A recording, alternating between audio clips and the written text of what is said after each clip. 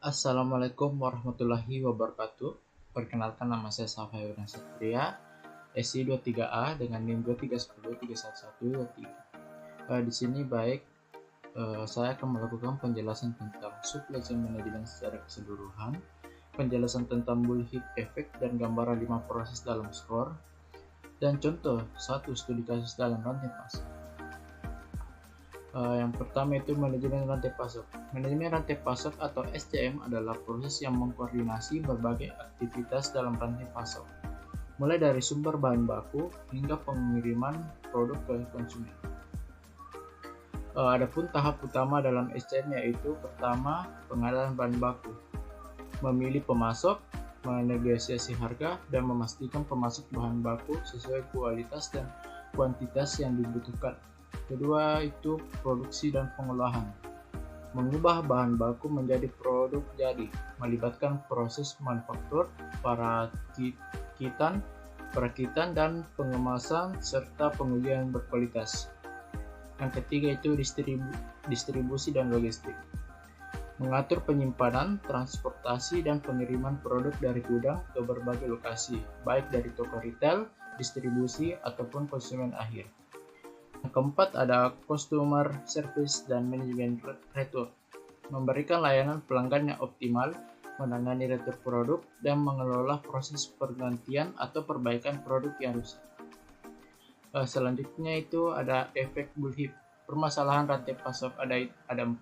Pertama itu fluktuasi permintaan.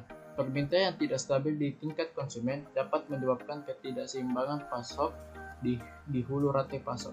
Yang kedua itu informasi yang tidak terdistorsi.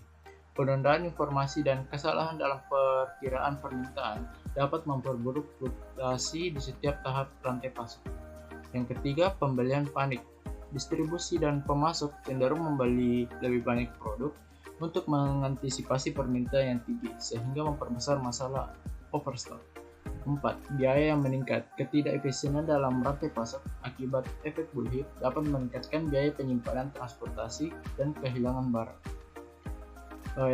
Yang selanjutnya itu ada model-model dalam SCOR atau kerangka kinerja dalam SCM, yaitu ada 5. Pertama, plan, source, make, deliver, dan return. Plan itu menentukan strategi dan rencana jangka panjang. Source memilih dan mengelola pemasok, menegosiasi kontrak, dan memastikan kualitas bahan baku. Make, proses bahan baku menjadi produk jadi. Deliver, mengatur penyimpanan, transportasi, dan pengiriman produk ke berbagai lokasi. Return, mengelola proses pengembalian produk. Nah, di sini ada satu contoh studi kasus dalam permasalahan di rantai pasok.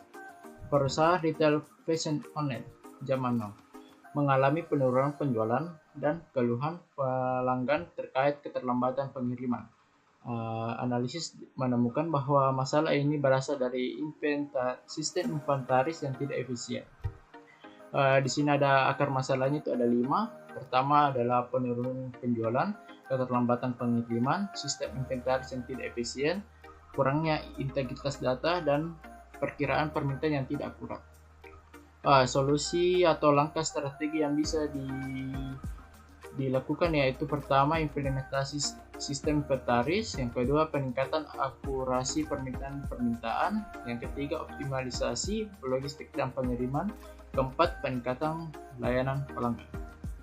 Adapun kesimpulan dan rekomendasi, SCM yang efektif sangat penting untuk keberhasilan bisnis. Dengan menerapkan strategi dan solusi yang tepat, perusahaan dapat mengoptimalkan rantai pasok, meningkatkan efisiensi, dan mencapai kepuasan pelanggan. Baik, itulah tadi penjelasan saya tentang mengenai SCM tentang rantai pasok. Adapun kekurangan dan kesalahan dalam perkataan saya mohon dimaafkan. Wabillahi taufiq wal hidayah. Wassalamualaikum warahmatullahi wabarakatuh.